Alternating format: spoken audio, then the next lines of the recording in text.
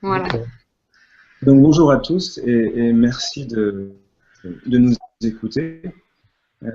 J'ai divisé ma présentation en deux grandes parties en fait. Je vais intituler qu'est-ce qu'une bonne idée d'innovation parce que c'est une question qui est très récurrente dans ce genre de concours et auprès des gens qui veulent innover.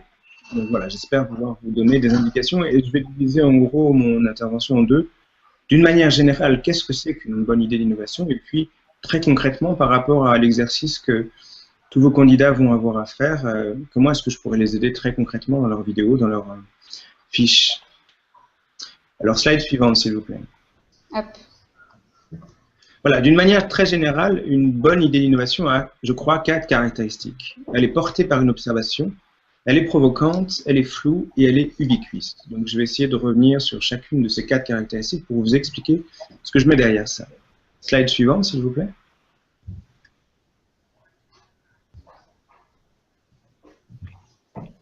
Anaïs? Oui.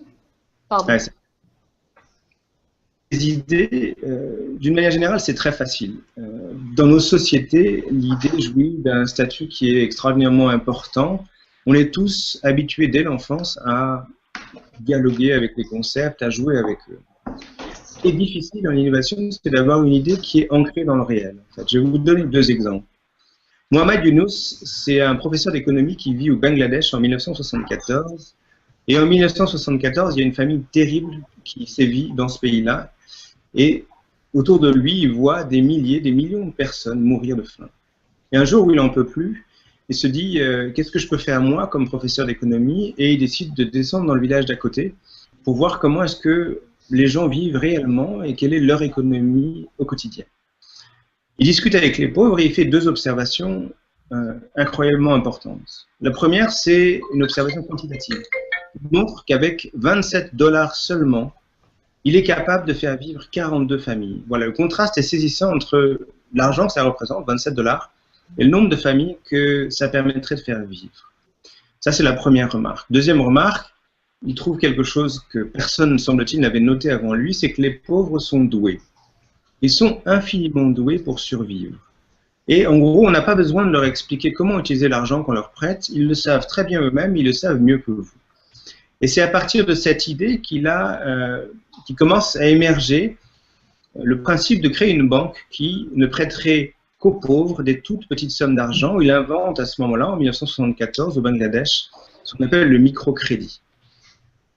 Quelques années plus tard, 2006, donc c'est bien 30 ans après, il a fait vivre pas loin d'un demi-million de personnes au Bangladesh et il a reçu le prix Nobel de la paix en 2006. Voilà comment on est tous intéressés, on a tous cette idée de dire il faudrait supprimer la pauvreté dans le monde. Ce qui a fait la différence entre Mohamed Younous et n'importe qui, moi par exemple, c'est que lui, il est allé observer sur le terrain qu'est-ce qui permettrait de rendre cette idée concrète. En fait. Voilà pour un grand projet. J'ai mis une autre image que j'ai pris de Pinterest, d'ailleurs, c'est quelque chose qu'Anaïs avait souligné, que je trouvais drôle. C'est une sorte de mug qui est équipé d'un dispositif qui permet de tirer le sachet de thé et de l'essorer en fait beaucoup plus facilement. Ici, on est dans le trivial, on est dans le quotidien, on n'est pas dans les grandes idées qui vont sauver des millions de personnes, mais on est quand même dans une idée d'innovation. Et surtout, ce que je trouve intéressant, c'est que c'est une idée d'innovation qui se base sur une observation extrêmement banale. On a tous été confrontés à cette situation qui consiste à essayer d'essorer ce sachet de thé. Soit on se brûle parce qu'on met les doigts, soit on met une cuillère, mais en même temps, il faut tenir en même temps la tasse. Enfin bref, c'est une situation légèrement délicate. Et à partir de cette observation, la personne, donc Slinghuts, la personne a eu l'idée d'inventer un mug qui facilite ce travail. Voilà. Ces deux idées-là sont ancrées dans la réalité, elles partent d'une observation et je pense que c'est la première caractéristique importante d'une idée d'observation. Slide suivante, s'il vous plaît. Hop. Voilà, la deuxième remarque importante, la deuxième caractéristique d'une idée d'innovation, c'est qu'elle est provocante. Alors, bien entendu, il y a des petites et des grandes innovations, et donc il y a des petites et des grandes provocations. Si on retourne sur l'histoire précédente, allez expliquer à un investisseur que vous allez créer une banque qui ne va prêter qu'aux pauvres, en fait. Vous allez voir sa réaction, et je pense qu'elle sera de l'ordre, effectivement, de la réaction à une provocation. D'une manière générale, une innovation provoque le déni, le rejet, le mépris. Les phrases qu'on entend le plus souvent, c'est « ce n'est pas possible, ça ne marchera pas, c'est pas ce qu'il faut faire » ou « c'est un gadget ». Vous trouvez sur Internet, si vous tapez quelque chose comme les 10 idées les plus stupides pour faire du business, des exemples absolument extraordinaires de gens qui ont fait des millions de dollars à partir d'une idée dont tout le monde dirait qu'elle est complètement stupide. C'est le cas de l'image de droite, c'est une entreprise qui s'appelle Lucky Break Wishbone. En gros, ce sont des Américains qui ont noté que lorsque à Thanksgiving on partageait une dinde, il y avait une tradition qui consistait à prendre le bréchet de la dinde, le casser, et puis celui qui a fait un vœu, celui qui a le morceau le plus long, son vœu est réalisé. Mais voilà, souvent dans les familles on est plus de deux. Comment font les autres pour faire un vœu? Ils ne savent pas. Il y a aussi des familles végétariennes, elles n'ont pas de dinde, comment font-elles pour faire un vœu, etc., etc. Ce type-là a eu l'idée de dire, je vais faire des faux wishbones, c'est-à-dire des faux bréchets de dinde en plastique que les gens pourront utiliser pour faire des vœux. Voilà. A priori, ça paraît une idée complètement stupide. Ce type-là vit aux Bahamas sur une plage, il n'a plus besoin de travailler le reste de sa vie. Voilà. Deuxième idée, je l'ai trouvée dans une de ces listes. Elle n'est pas du tout stupide, mais elle est provocante. Ça s'appelle positivedating.com et c'est l'idée de faire un site de rencontre amoureuse uniquement pour les gens séropositifs. Effectivement, ces gens-là ont besoin d'avoir une vie amoureuse et ils ont ce problème de rencontrer des gens dont ils savent qu'ils sont, qui ne savent pas qu'ils sont, qui ne sont pas séropositifs. Voilà une situation, une observation qui permet de créer une nouvelle offre. Et voilà, c'est un site qui a 50 000 abonnés, c'est pas négligeable, c'est une vraie innovation. Slide suivante, s'il vous plaît. Donc, la troisième caractéristique d'une idée d'innovation, c'est qu'elle est floue. Toute ma carrière, dans tout mon travail qui a consisté à aider les entreprises à innover, je me suis battu contre ce lieu commun, cette idée très répandue, comme quoi, au moment où l'innovateur a une idée, il se passe comme une espèce de moment d'extrême lumière. C'est très clair, c'est une évidence. Cette idée, ce lieu commun prend plein de formes. La première forme, c'est le fameux Eureka d'Archimède. Deuxième forme, c'est l'ampoule qui s'éclaire dans la tête du cerveau, dans le cerveau de l'innovateur. Troisième forme, c'est on cherche une pépite d'or, sous-entendu, dès qu'on va la voir, on va la reconnaître parce qu'au milieu du tas de charbon, elle sera différente. Et quatrième forme, c'est une idée ancienne de la vérité qui sortirait du puits, c'est-à-dire intégralement nue, intégralement visible comme une vérité elle-même. En réalité, au moment où l'innovateur a une idée, elle est floue. Elle n'est pas floue comme un appareil photo qui ferait une photo qui serait en dehors du plan focal de la lentille, c'est-à-dire qu'elle n'est pas intégralement floue, mais il y a des éléments qui sont indistincts, il y a des éléments qui sont clairs et des éléments qui sont indistincts.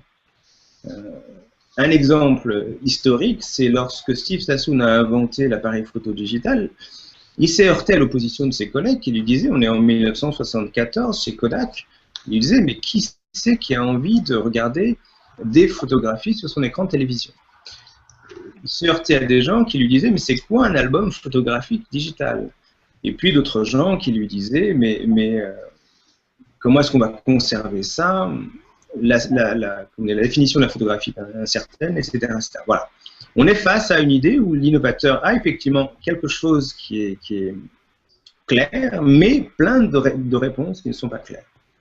Et pourquoi c'est dangereux? Pourquoi c'est faux? Parce que ce n'est pas la réalité. Pourquoi c'est dangereux? Parce que si l'idée est claire au moment où l'innovateur l'a, alors à ce moment-là, il est capable de répondre à toutes les questions. Et les objections, il y en a énormément. Il faut savoir qu'au moment où vous avez une idée d'innovation, vous ne saurez pas répondre à toutes les questions, et c'est normal et c'est important. J'ai mis ici une citation de Sam Walton, qui est l'inventeur du supermarché, le fondateur de Walmart, qui disait cette phrase que j'aime bien, comme toutes les idées de génie, il parlait du supermarché, elle a mis 20 ans à mourir. Voilà, c'est pas quelque chose qui était une fulgurance, c'est quelque chose qui lentement évolue. Slide suivante, s'il vous plaît. La dernière caractéristique, c'est peut-être la plus étonnante, en fait, c'est le fait qu'elle soit ubiquiste. Ubiquiste, ça veut dire quoi? Ça veut dire qu'elle apparaît, la même idée d'innovation apparaît de la même manière en différents endroits du monde, portée par des gens qui ne se connaissent pas. J'ai mis dans les références de ces slides, vous pourrez les voir, un article absolument incroyable qui date de 1922 de deux chercheurs qui s'appellent Ogmerd et Thomas. ces deux personnes ont fait une espèce de recension des plus grandes, alors des plus grandes, c'est peut-être disons de très célèbres inventions ou découvertes scientifiques.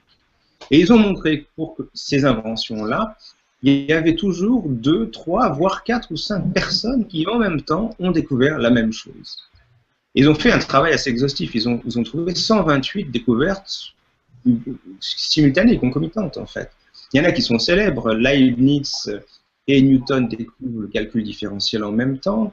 Darwin et Wallace découvrent la théorie de l'origine des espèces en même temps.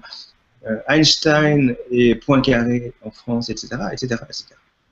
Pourquoi j'ai mis une image de Matrix? Parce que vous allez vous battre, si vous innovez, contre non pas seulement votre idée, enfin la manière de la réaliser, mais aussi contre plein de gens qui, au même moment, sont en train de la faire. Et c'est une très bonne chose, en fait. C'est ça qui est important. On pourrait croire que c'est un danger, on pourrait croire que c'est dommage. Non, c'est une très bonne chose.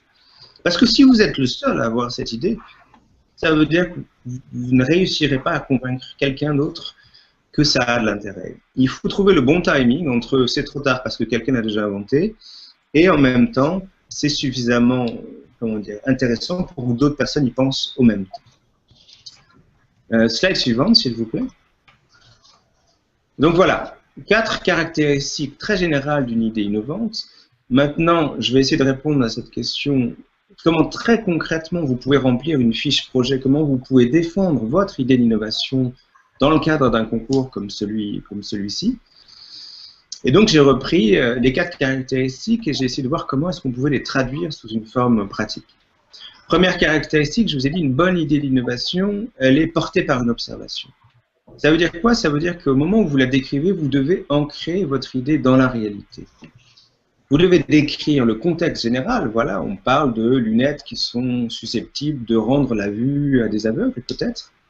Mais vous expliquez en plus ce que vous avez vu ou compris à l'intérieur de ce contexte général que personne encore n'a remarqué. Cette espèce de détail, cette petite différence, par exemple, avez-vous remarqué comment, à chaque fois que nous avons un sachet de thé, nous sommes en difficulté lorsqu'il s'agit de l'essorer.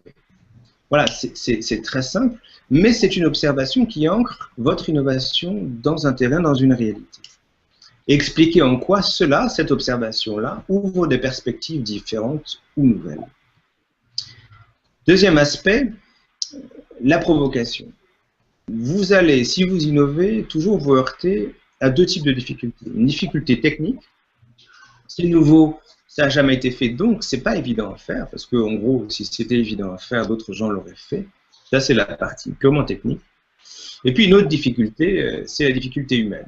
Les gens vont vous dire spontanément, les experts du domaine vont vous dire spontanément, ce n'est pas possible, etc., etc. Le conseil que je vous donnerai ici, c'est de distinguer les deux. C'est-à-dire que expliquez vraiment bien quelle est la difficulté technique de votre projet, indépendamment de la charge de provocation qu'il contient.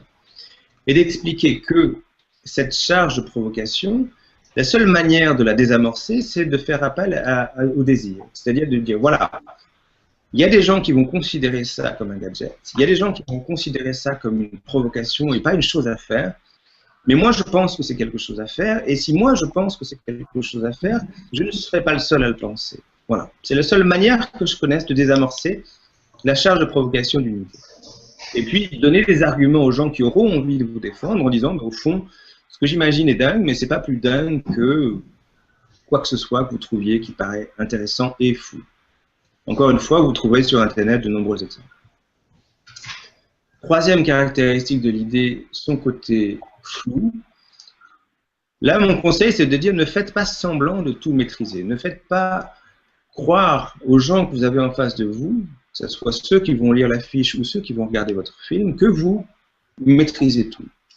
Mettez-vous dans une perspective dynamique. C'est quoi une perspective dynamique? C'est de dire, voilà, aujourd'hui, maintenant, voilà ce que j'imagine, voilà comment je vois l'idée, mais cette idée, évidemment, devra se confronter à la réalité, c'est-à-dire à la fois à la faisabilité technique. Je l'imagine tout petit, grand comme ma main, mais si ça se trouve, c'est infaisable, et la seule manière de le faire, ce sera grand comme ma mallette. C'est une manière de se confronter à la réalité. Et ou la réalité du terrain, c'est-à-dire, je pensais que mon boîtier serait vert, et en fait, je m'aperçois que les gens détestent le vert, et il sera plutôt rose, peu importe. Le message important, c'est de dire, voilà, cette idée, je sais qu'elle est indistincte, c'est-à-dire que par nature, c'est une idée d'innovation, donc je ne sais pas exactement à quoi elle va ressembler à la fin, mais voilà ce que j'ai envie de défendre aujourd'hui, et voilà comment j'ai envie de dialoguer avec la réalité. C'est aussi les aspects usages dont parlait mon prédécesseur. Quatrième aspect, sur le problème de l'ubiquité, là, mon conseil est clair. Ne soyez absolument pas gêné par la concurrence. Oui, vous le savez, dès le départ, vous n'êtes pas le seul à avoir cette idée. Et c'est tant mieux, parce que ça veut dire que c'est dans l'air du temps. Et si c'est dans l'air du temps, vous allez avoir de la facilité à convaincre des gens, quand bien même votre idée serait innovante, provocante, difficile à comprendre. Ce qui compte, c'est de faire la course sur la réalisation. Je vais vous donner un exemple. Si je vous dis, je vais écrire un livre, ce serait une histoire d'amour. Les gens vont vous dire, oui, mais ça a déjà été fait. Effectivement, ça a déjà été fait. D'autres gens que moi ont écrit des histoires d'amour. Mais ce qui va faire la différence entre une histoire d'amour qui va rester plusieurs siècles dans l'imaginaire collectif et une histoire d'amour que personne ne va lire, ça va être un détail. Ça va être, par exemple, cette idée de dire, l'homme et la femme, si c'est le cas, appartiennent à deux familles qui se détestent, et parce qu'ils appartiennent à deux familles qui se détestent, ils vont s'aimer, et parce qu'ils appartiennent à deux familles qui se détestent, ils vont mourir de cela. C'est Shakespeare qui l'a écrit, ça s'appelle Roméo et Juliette. Voilà. Vous voyez que la différence entre une idée qui va, comment dire, une idée de roman qui va avoir un succès extraordinaire, et une idée de roman qui ne va jamais se lire, c'est un détail. C'est un détail à l'intérieur d'une grande idée. On parle toujours d'histoire d'amour, mais on parle de choses très différentes. La même chose se produit en innovation. Vous avez des concurrents quelque part dans le monde, vous le savez ou vous ne le savez pas, peu importe. Ce qui est important de dire à votre jury, ce qui est important de faire passer comme message, c'est quel est le détail dans la manière de réaliser votre idée qui va tout changer, qui va faire la différence entre ce que vous êtes en train de faire et ce que les autres vont faire. Voilà, dernier slide, ce sont des références. Vous les trouverez à partir du moment où le PowerPoint sera mis sur Internet. J'ai mis mon adresse mail si jamais cette discussion vous intéresse et vous voulez la continuer. Je crois que j'ai fini là.